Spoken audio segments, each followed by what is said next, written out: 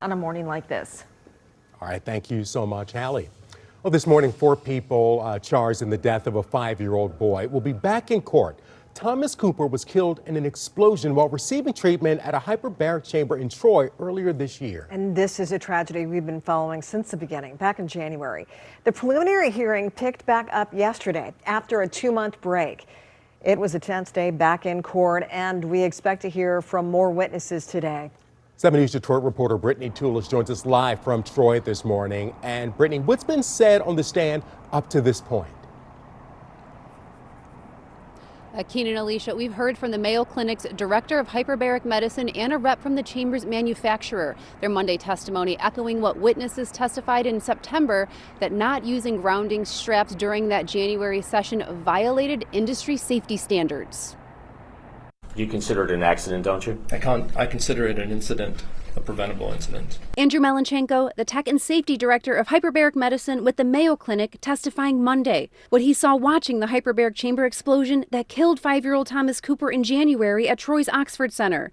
The CEO, Tamala Peterson, manager Gary Markin, safety director Jeffrey Mosteller, and operator Alita Moffitt are all charged in Thomas's death. About 40 minutes passed from the time that the chamber was pressurized to the moment where a flame was seen. What I observed was that Thomas was moving about in the chamber from left to right and then up and down the gurney. And in doing so, he exposed a portion of the mattress. His left knee moved towards the mattress, and that's where the flame was seen. Both Melenchenko and manufacturer Sechrist, VP of Quality Insurance, testifying the use of grounding straps is industry safety standard and required in the chamber's user manual. Grounding straps go around the wrist, keeping the patient in place for the 60-minute treatment. You saw Thomas Cooper was not wearing a grounding strap at all, is that right? That's correct. The chamber has 100% oxygen, and 100% oxygen can be dangerous if there is a spark, which can come from a static electricity.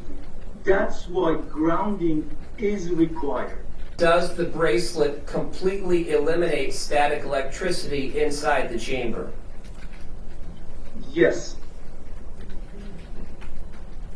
You sure about that?